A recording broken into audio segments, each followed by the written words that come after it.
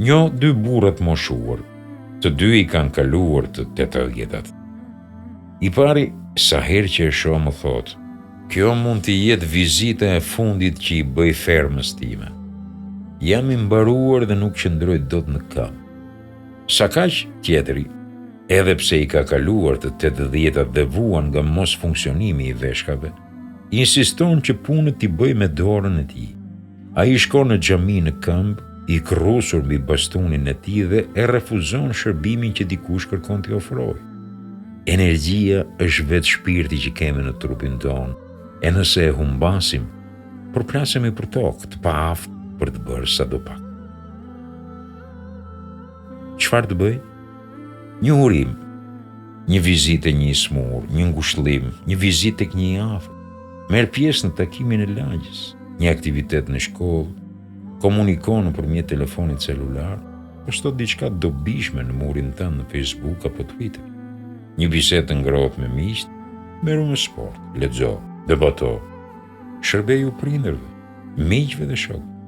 Përse ta bëj që të mbash veten, që të shpreh energjitë e mia, që të ndjej vlerën e kohës, që të ushtrohem me arritjet dhe suksesit, që të ndihem i lumtur, që të mos ja kem nevojën atyre që më kanë kthyer shpinën, që të forcoj identitetin dhe përkatësinë me fenë time, jetën dhe vendlindjen, që të gëzoj shëndet të plotë mendor dhe fizik, që të ruaj vitalitetin tim, që të plotësoj nevojat e mia, mund të shtosh edhe të tjera. Këmbëngulësit. Isha në një konferencë dhe ndjeja shumë zhurmë përreth meje, të rinj që lëviznin lart e poshtë, të tjerë të ulur duke biseduar.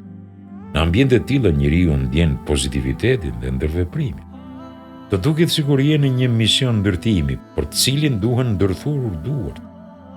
Në ato çaste më kujtuan fjalët që recitonin shokët e profetit Muhammed, paqja qoftë mbi të, teksa ndërtonin xhaminë e Medinës. Asnjëherë nuk janë të barabartë ata që ndërtojnë xhaminë dhe e mbushin me jetë atë me ata që i druhen pluhurit. Pluhuri lipset edhe në ndërtime dhe me të duhet mësohemi me qëllim që të luftojmë delikatesat e tepërt. Ai duhet pranuar si një pjesë e punës, jetës dhe arritjes. Përfundon konferenca dhe u largua publiku. Tashmë askush nuk ishte përreth meje dhe fillova të ndihem vetëm. Më kujtua se një ndër sekretet thelbësore të suksesit është dhe puna në kushte të ndryshme dhe ambientimi me situata të reja. Dikush thoshte, të kesh sukses do të thotë që të kalosh nga një dështim në një dështim tjetër, pa humbur zellin. Pas njësër përvojesh personale, kur e dëgjova këtë thënie, më preku dhe më bëri për vete. Njoftues e bën punën e tij në mënyrë perfekte në mjedise publike. Ai mbushet me zell, shpirt dhe motivacion për njerëzit që e rrethojnë. Që ky ftues të vazhdojë suksesin e tij, i duhet të ushtrohet me punë larg dritave, ai duhet furnizohet me zell, edhe kur flet para mijëra dhe miliona shikuesve, por edhe kur të flas para dhjetëra apo edhe disa persona. Puna si ligjërues është përbrija e saj si lexues, shkrimtar, meditues, madje edhe puna si baba, bashkëshort, mik dhe si një i dhënë pas shpresës, kënaqësisë dhe sigurisë.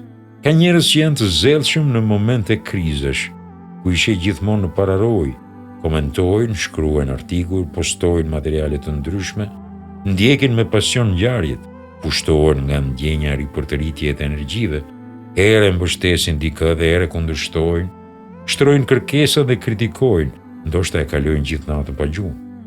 Sipas këtyre përjetimeve, zhvillohen dhe bisedat e tyre me njerëz që i rrethojnë.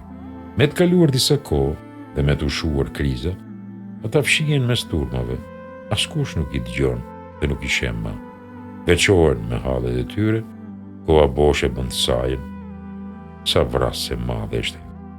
Kalojnë muaj e vite në pritje të një shansi të ri të nxehtë si ai më parshmi, i cili u mundson të kridhe në valën përvoluese me lërë të përveshura.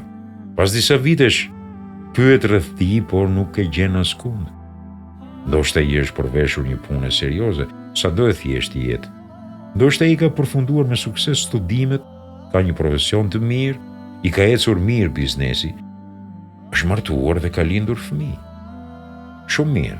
Do të thënë, ai po punon tashmë në kushte normale, jo specifike, e megjithatë nuk duam të humbas nga mejdani ku jemi mësuar të shohim.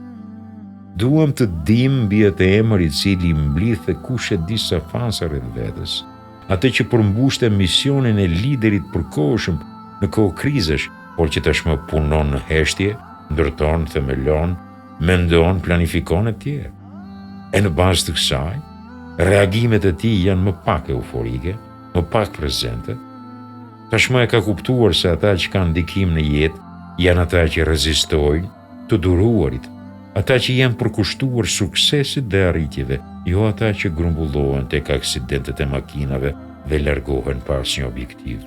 Ata që e kufizojnë veten dhe shpërthejnë vetëm në kohë krizesh, i vendosin veprim të gjitha kapacitetet e mundshme, duan që të gjithë njerëzit të jenë si ata.